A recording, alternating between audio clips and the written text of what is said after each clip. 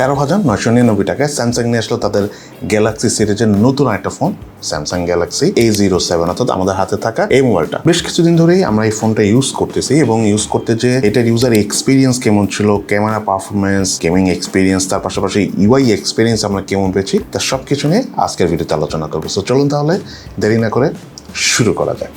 মোবাইলটার বক্স কন্টেন্টের কথা বলতে গেলে ফোনটা আমরা ফুল বক্স আকারে পাইনি, সো এক্স্যাক্টলি ফোনের বক্সে কি রয়েছে সেটা আমি বলতে পারছি না, বাট যেটা বলতে পারছি সেটা হলো অফিসিয়াল এই মোবাইলটির সাথে আপনারা 15 ওয়াটের চার্জার পেয়ে যাবেন।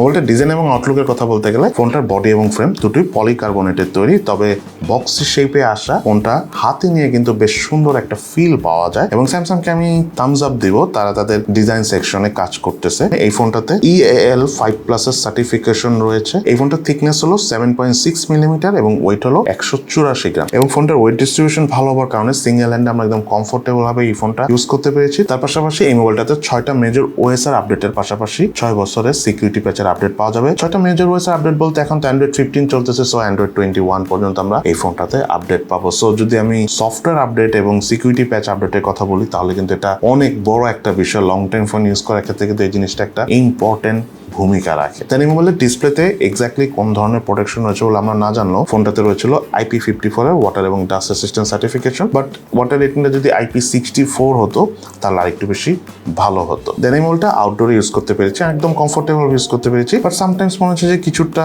ব্রাইটনেস কম, বাট সেটা খুব বেশি বলবো না। ঠিক দুপুরের দিকে আউটডোরে সানলাইটের নিচে ইউজ করার সময় সেটা আমরা ফিল করেছি। এছাড়া বাদ বাকি সময় ব্রাইটনেস রিলেটেড কোনো প্রবলেম আমরা এই ফোন থেকে একেবারেই পাইনি। মোবাইলটাতে অপারেটিং সিস্টেম হিসেবে ছিল Android 15, ইউআই হিসেবে স্যামসাং এর One UI 7.0 ভার্সনটা রয়েছে এই ফোনটাতে। এবং ইউআই পারফরমেন্সের কথা যদি বলতে চাই তার আগে বলে রাখি এই ফোনটাতে একেবারেই আননেসেসারি কোনো অ্যাপস বা ব্লটার নেই। স্যামসাং এর ইউআইতে নর্মালি এগুলো থাকেও না, সো একদম নিট এন্ড ক্লিন সলিড একটা ফিল পাওয়া যায় ইউআই থেকে এবং বেশ কমফোর্টেবল লেগেছে। তবে হালকা একটু অ্যানিমেশন ডিলে রয়েছে যেটা অ্যাজ ইউজুয়াল স্যামসাং এর অন্যান্য ফোনের ইউআইতে থাকে, বাট সেই বিষয়গুলো খুব একটা বড় বিষয় না। লং টাইম ইউজার ক্ষেত্রে এটা আসলে কমফোর্টেবল একটা ফিল এসে যায় আস্তে আস্তে ইউজ করতে করতে, বাট নর্মালি অ্যাপ ওপেনিং বা অ্যাপ ক্লোজিং এর সময় আমরা খুব একটা ডিলে দেখা পাইনি। বেশ কমফোর্টেবল ভাবে এই ফোনটার ইউআই ইউজ করেছি এবং আমাদের কাছে ওভারঅল বেশ স্মুথ লেগেছে অ্যাজ এ স্যামসাং ফোন হিসেবে। দেন মোবাইলটার বাটন এবং পোস্টের কথা বলতে গেলে রাইট সাইডে রয়েছে হলো ভলিউম রকার এবং পাওয়ার বাটন, এবং এই পাওয়ার বাটনটাই সাইড মাউন্টেড ফিঙ্গারপ্রিন্ট স্ক্যানার হিসেবে কাজ করে এবং ফিঙ্গারপ্রিন্ট স্ক্যানারটি টাচ করার সাথে সাথে আনলক করছিল, তবে কিছুটা অ্যানিমেশন ডিলের আমরা দেখা পেয়েছি। মোবাইলটার লেফট সাইডে রয়েছে হলো সিমটে, যাতে দুটো সিম কার্ড ইউজ করার পাশাপাশি রয়েছে এক্সটার্নাল মেমোরি কার্ড ইউজ করার সুবিধা। মোবাইলটার উপর অংশ রয়েছে হলো নয়েজ ক্যান্সেলেশন মাইক, মোবাইলটার নিচের অংশ রয়েছে হলো main speaker, primary mic, USB Type-C charging port এবং 3.5mm হেডফোন জ্যাকের পোর্ট। এই মোবাইলটাতে 5000 mAh ব্যাটারি পাশাপাশি 15 ওয়াটের চার্জার রয়েছে, এটা অবশ্য ভিডিও শুরুতেই বলেছি। এবং ফোনটা আমরা একবার চার্জ করার পর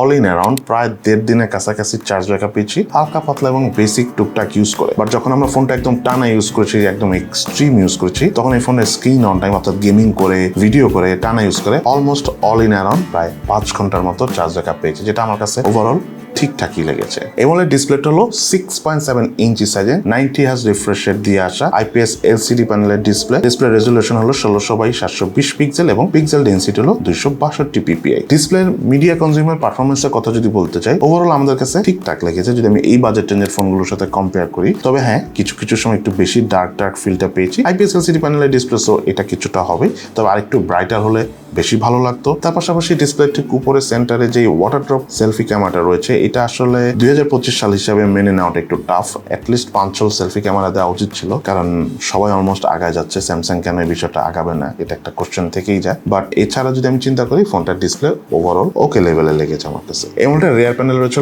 50 মেগাপিক্সেলের ট্রু ডুয়েল ক্যামেরা সেটআপ এবং ক্যামেরা দিয়ে তোলা ছবি পারফরমেন্সের কথা বলতে গেলে আউটডোরে আমরা পারফেক্ট আলো, প্রপার আলোতে বেশ ভালো ছবি তুলতে পেরেছি। কালার ডিটেলসের টুকটাক ঘাটতি থাকলেও কিছু ছবিতে আমরা আবার একটু ওভার স্যাচুরেশন দেখা পেয়েছি, সো বলবো না যে খারাপ, বাট আরেকটু যদি কম শার্পনেস পেতাম তাহলে একটু বেশি ভালো লাগতো। তবে পোর্ট্রেট মোডে ওভারঅল বেশ ভালো ছবি উঠে, আলো পেলে ডাইনামিক রেঞ্জ যথেষ্ট ভালো ছিল, এজ ডিটেকশন ওকে লেভেলের আছে। তার পাশাপাশি মোবাইলটা দিয়ে হাইস্ট 1080p 30fps এ ভিডিও শুট করা যায়। ভিডিও পারফরমেন্সের কথা যদি বলতে চাই, ভিডিও শুট করার সময় আমরা হালকা শেকি ফিলে দেখা পেয়েছি, যেটা ঠিক আছে। এই বাজেট রেঞ্জে অন্যান্য ফোন আমরা এই জিনিসগুলো পেয়ে থাকি, সো এটা নিয়ে আমার ওইভাবে কোনো কমপ্লেন নেই। বাট এই ফোনটা যদি সেলফি ক্যামেরার কথা বলতে চাই, এই মোবাইলটা সেলফি ক্যামেরাটা হলো 8 মেগাপিক্সেলের। সেলফি ক্যামেরা যদি আরেকটু বেশি মেগাপিক্সেল হতো তাহলে আমরা একটু বেশি ডিটেলস বা একটু বেশি রেজলিউশনের ছবি পেতাম। বাট যাই হোক, এই সেলফি ক্যামেরাতে আমরা বেশ ভালো লাইট কন্ডিশনের ছবি তুলেছি। ছবির ডিটেলসে আমরা মোটামুটি ঘাটতির দেখা পেয়েছি, তবে আবার কিছু কিছু ছবিতে বেশ ভালোই কালার প্রোভাইড করতেছিল। ডিটেলস ওভারঅল ওকে লেভেলের আছে। পোর্ট্রেট মোডে ডাইনামিক রেঞ্জ আবার ঠিকঠাক ছিল। এজ ডিটেকশনও আমাদের কাছে বেশ ভালো মনে হয়েছে। তার পাশাপাশি এই মোবাইলটাতে camera two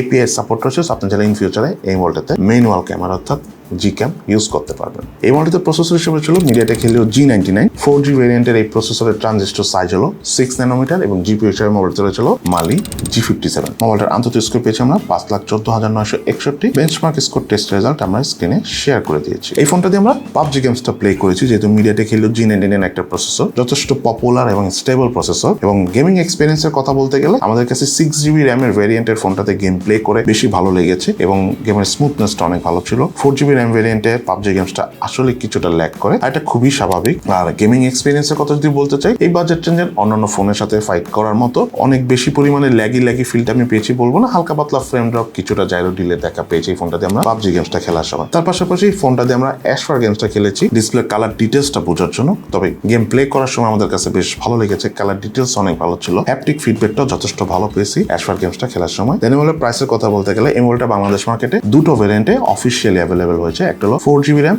64GB storage variant, যার প্রাইস হলো 13,999 টাকা। আর একটা হলো 6GB RAM 120GB storage variant, যেটার প্রাইস হলো 16,999 টাকা। এবার চলুন আমরা জেনে এই ফোনটা ইউজ করতে যেয়ে কোন জিনিসগুলো আমাদের ভালো লেগেছে এবং কোন জিনিসগুলো আমাদের কাছে ওইভাবে খুব একটা ভালো লাগেনি। এই ফোনটার ল্যাকিংস এর কথা যদি বলতে চাই, ওভারঅল যে বাজেটে এসেছে সেই হিসাবে আমি বলবো না যে অনেক বেশি ল্যাকিংস আমি পেয়েছি। বাট একটা বিষয় হলো, ফোনটা যদি ডিসপ্লে ব্রাইটনেসটা আরেকটু বেশি হতো তাহলে আরো বেশি ভালো লাগতো। তার পাশাপাশি মোবাইলে থাকা ওয়াটার ড্রপ যে সেলফি ক্যামেরা রয়েছে, এটা যদি পাঞ্চর হতো তাহলে বেশি ভালো হতো, বিকজ ওয়াটার ড্রপ এখনকার সময় এসে আসলেই মানিয়ে নেওয়া যায় না। বাট এই বিষয়গুলো যদি আমি বাদ দিই, এই ফোনটার ডিজাইন এবং আউটলুক আমার কাছে বেশ ভালো লেগেছে। এজ এ স্যামসাং ফোন হিসাবে যদি আমি বলি, এই ফোনটা আগের ফোনগুলো থেকে বেশ ইমপ্রুভ হয়েছে আউটলুকের দিকে। তার পাশাপাশি ফোনটাতে 6 বছরের 6টা অপারেটিং সিস্টেমের আপডেট থাকবে, 6 বছরের সিকিউরিটি প্যাচের আপডেটও পাবো, যেটা কিন্তু লং টাইম ইউজ করার ক্ষেত্রে একটা বিশেষ সুবিধা বা ভূমিকা রাখে। তার পাশাপাশি এই ফোনটার প্রাইস হিসাবে ক্যামেরা এক্সপিরিয়েন্স আমাদের কাছে বেশ ভালো মনে হচ্ছে এবং গেমিং পারফরমেন্সও আমাদের কাছে overall up to the mark মনে হয়েছে। তবে IP54 এর জায়গায় যদি IP64 এর ওয়াটার রেটিং থাকতো তাহলে আরো বেশি ভালো হতো। তবে EAL5+ এর সার্টিফিকেশন রয়েছে, এটা কিন্তু একটা বড় বিষয়। সো ওভারঅল এই হলো Samsung Galaxy A07 অর্থাৎ আমাদের হাতে থাকা এই মোবাইলটার ওভারঅল একটা রিভিউ। আপনাদের কাছে এই ফোনটি কেমন লেগেছে সেটা কিন্তু অবশ্যই ভিডিও নিচে কমেন্টস করে জানাবেন। সবাই ভালো থাকেন, সুস্থ থাকেন, ইনশাল্লাহ দেখা হবে ফিউচারে।